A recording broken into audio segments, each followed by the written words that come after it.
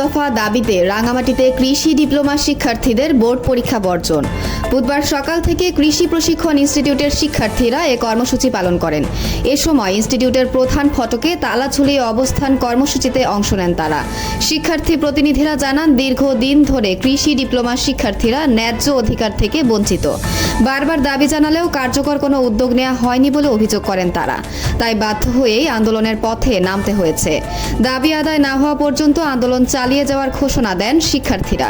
রাঙামাটি থেকে মহুয়া জান্নাত মনি, সময় সংবাদ। বিস্তারিত দেখুন ভিডিওতে।